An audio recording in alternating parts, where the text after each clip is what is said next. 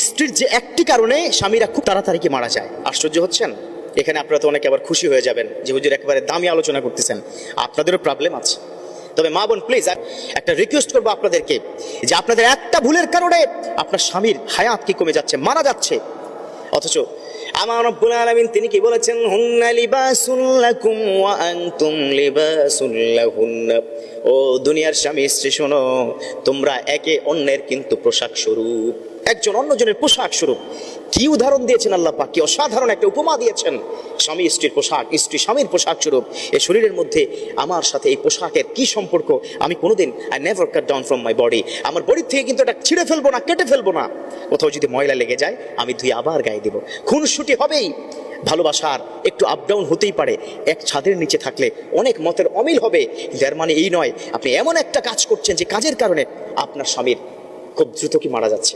দেখুন, কিছু উদাহরণ দিলে আপনারা কি বুঝতে পারবেন। আজকে এখানে আপনারা কি যারা আছেন, বাসায় গিয়ে আপনার স্ত্রীকে, আপনার কন্যাকে, আপনার মাকে বোঝানোর ট্রাই করবেন একজন আরেকজনের সবচাইতে কাছে, সবচাইতে আপন।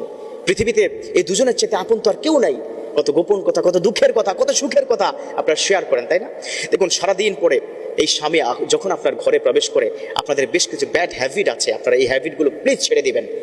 ঢুকার সাথে সাথে হাজার হাজার অভিযোগ আপনাদের, এটা নাই কেন, এটা আনো নাই কেন, মনে থাকে না, আমার বেলায় আর কি মনে থাকে না, তাই না? এই ধরনের কিন্তু পেরেশানি, প্যারা যেটাকে আমরা বলি, সেটা কিন্তু কি দেওয়া হয়। যুবক বন্ধুরা এখন হাসতেছে, খুব কি মজা পাচ্ছ, তোমাদেরও কি দোষ আছে? তোমরা ঘরে ঢুকে স্ত্রীকে বিভিন্নভাবে আন্ডার এস্টিমেট করো, সেটা করবা না।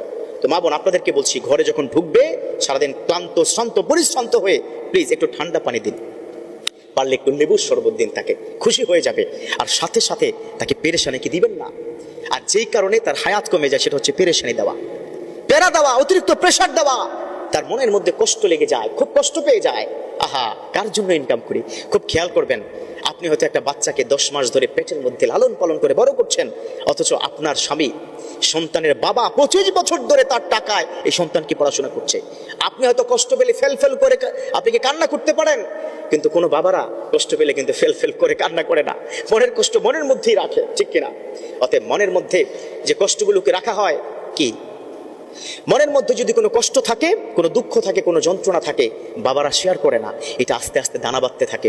দেখুন, অনেক বাবা আছে অনেক কষ্ট করে কি চলাফেরা করে, আগের মতো সে হয়তো ইচ্ছে মতো, যেমন বিয়ের আগে যেমন চলতো, ইচ্ছে মতো টাকা উড়াতো, বন্ধুর সাথে আড্ডা, সেটা আর করে না। কার জন্য?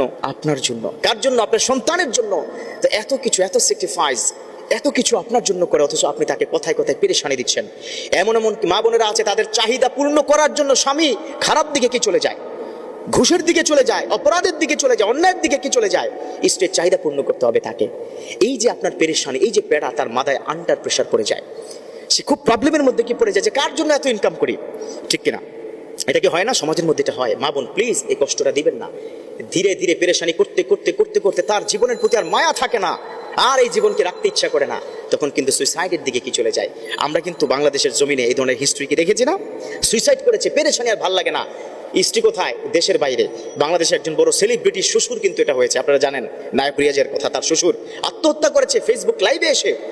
একজন পুরুষ তখনই এই ধরনের আত্মহত্যার দিকে চলে যায় যখন তার আর কোনো কিছু ভাল লাগে না, স্ত্রীর পেরেশানি, পাশের পেরেশানি, মানুষের পেরেশানি। অতএব এটা করবেন না প্লিজ। আপনি তার আপন, তার বন্ধু হয়ে যান, তার কিন্তু বিপদের সময় সাপোর্ট করেন। তার বিপদের সময় যদি আপনি সাপোর্ট না করেন, কে করবে বলুন তো? অতএব মা বোন প্লিজ আজকের কথায় রাগ করবেন না, আপনাদের ভালোর জন্য বলছি।